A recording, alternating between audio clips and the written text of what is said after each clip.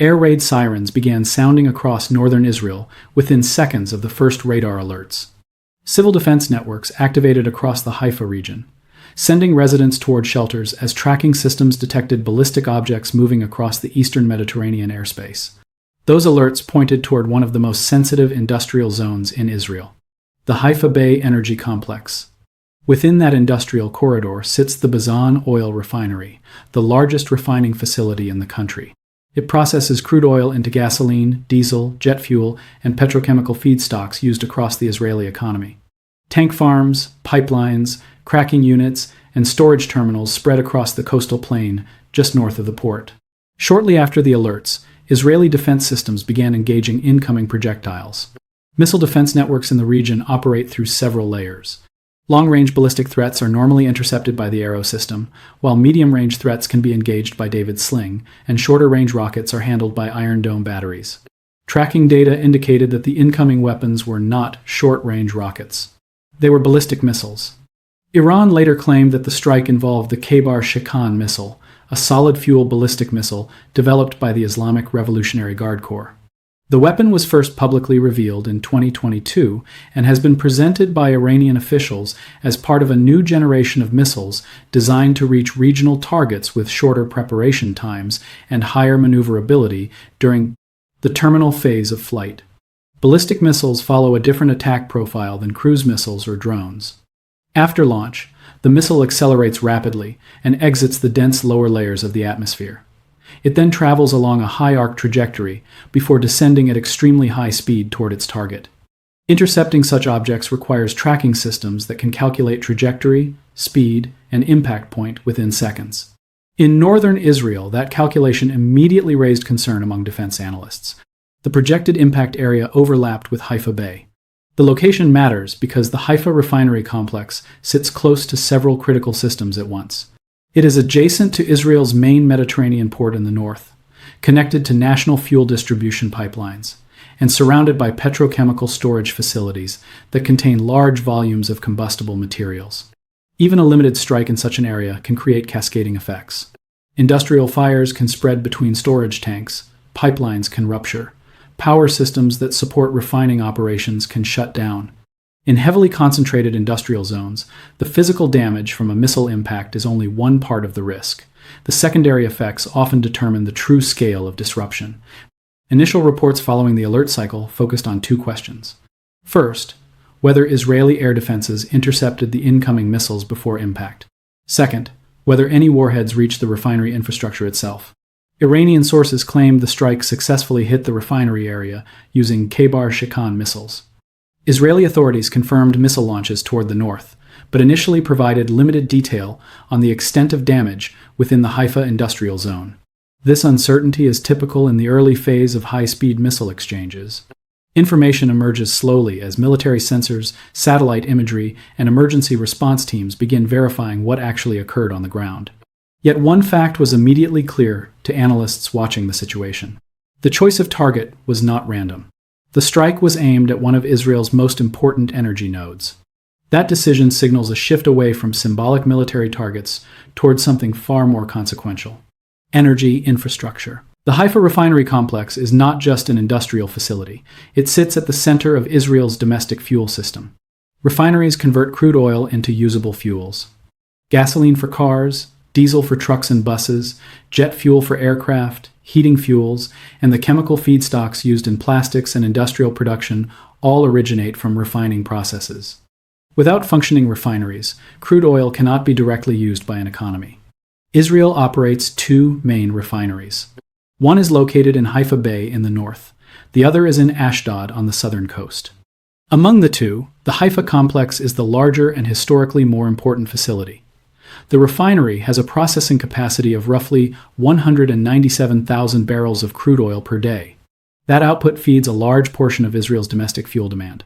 Gasoline for private vehicles, diesel used by freight transport, jet fuel for civil aviation and military aircraft, petrochemical materials used by manufacturing industries. The refinery is part of a wider industrial cluster operated by the Bazan Group, which includes chemical plants, storage terminals, pipelines, and distribution networks connected to ports and inland fuel depots. From a military analysis perspective, the importance of the site comes from its role as a national energy node. A national energy node is a point in a country's infrastructure where multiple systems intersect. Fuel arrives by tanker ships through the Mediterranean. It moves through refining units that convert crude oil into refined products. Those fuels then travel through pipelines, tanker trucks, and storage depots across the country. One location connects maritime supply, industrial processing, and domestic distribution. That concentration creates efficiency during peacetime. It also creates vulnerability during conflict. If refining capacity is disrupted, the consequences move quickly through the entire fuel supply chain. Gasoline deliveries to cities slow. Diesel shipments used by freight networks decline. Aviation fuel supplies become uncertain. Petrochemical production halts. For modern economies, fuel distribution functions in the same way that blood circulation functions in the human body. Energy flows through transportation networks, logistics systems, industrial production, and electricity generation. Interrupting that flow can produce effects far beyond the initial damage site. This is why energy infrastructure frequently becomes a target in modern warfare.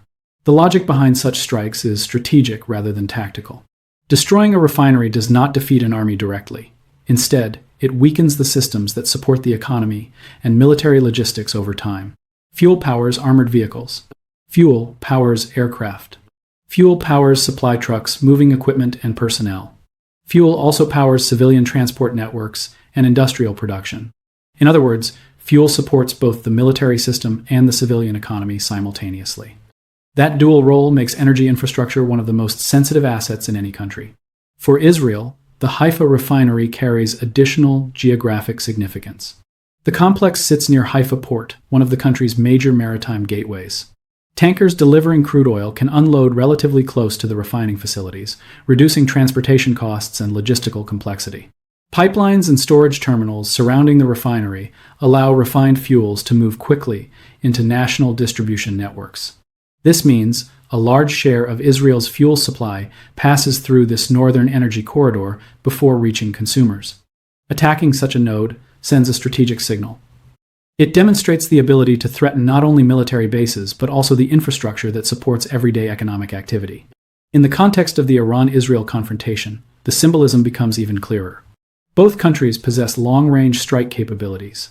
Both rely on energy infrastructure. Both understand that refineries, storage facilities, and export terminals represent concentrated economic value. Targeting them carries consequences that extend well beyond the battlefield. A missile strike against a refinery introduces risks that go beyond physical damage. Large fuel tanks contain enormous volumes of flammable liquids. Fires can spread across storage areas, producing chain reactions between tanks and pipelines. Industrial accidents inside refinery zones can shut down production for extended periods, even if the original impact point is limited. Repairing refining units is not simple.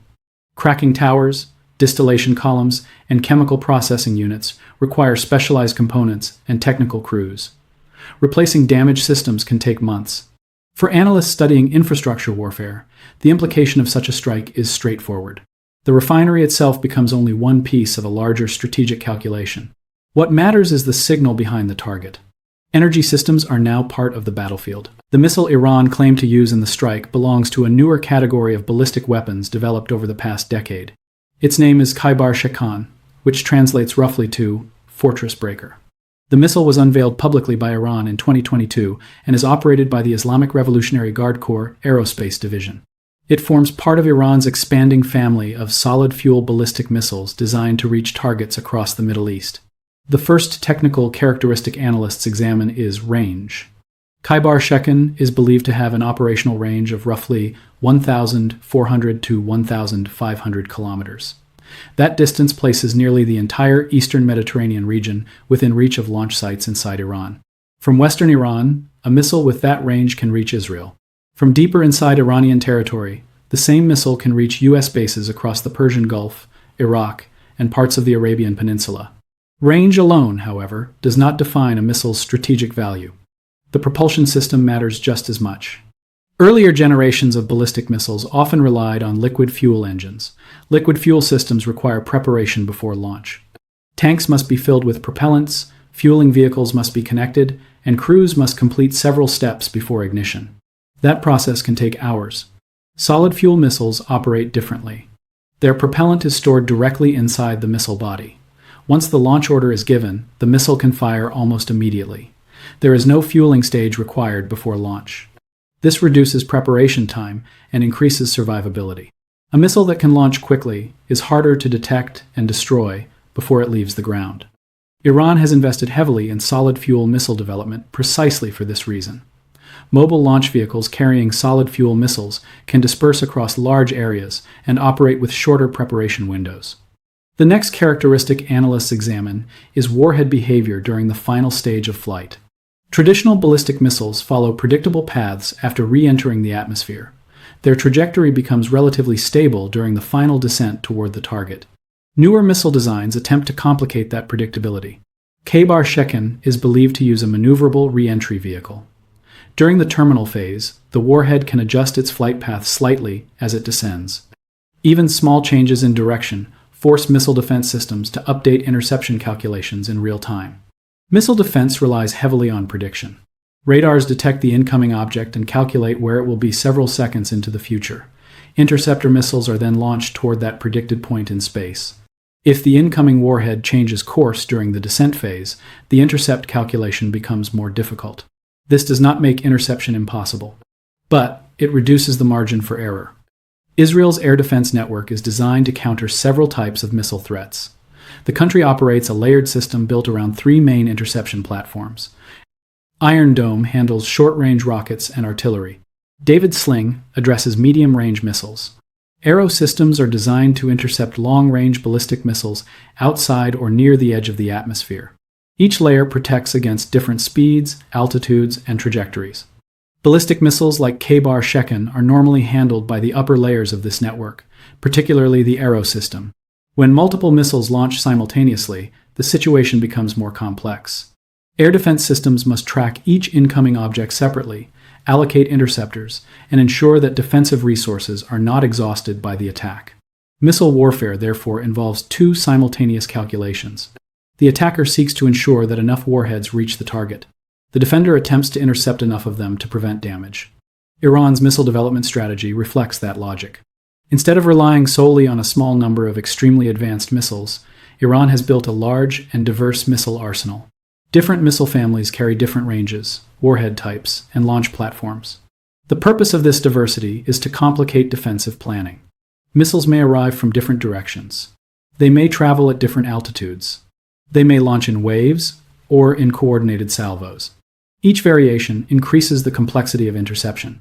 In the case of a strike against infrastructure like a refinery, the required level of accuracy is also different from traditional military targets. Military bases contain hardened structures designed to withstand damage.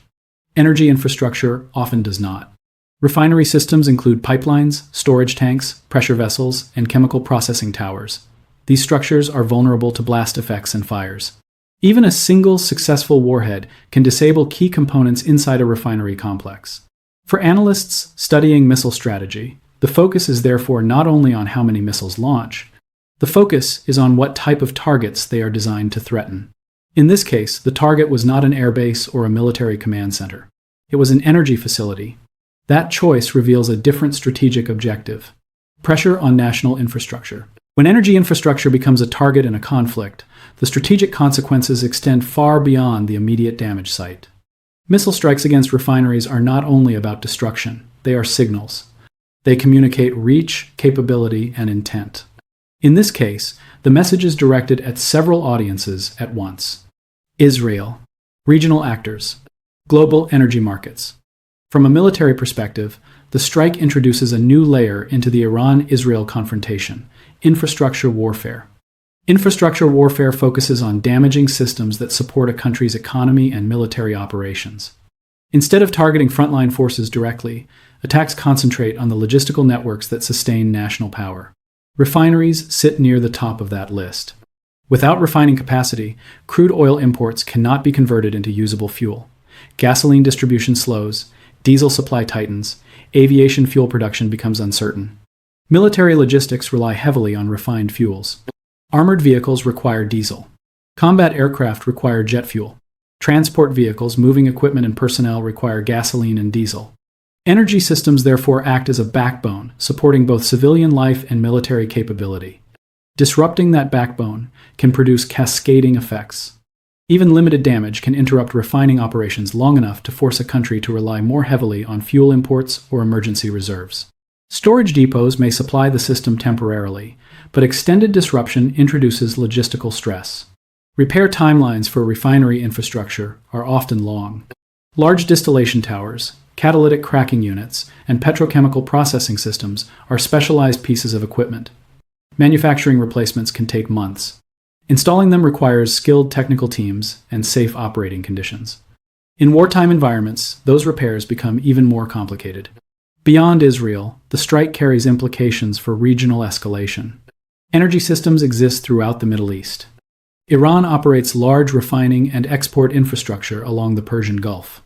Saudi Arabia maintains major processing facilities such as the Abqaiq stabilization plant.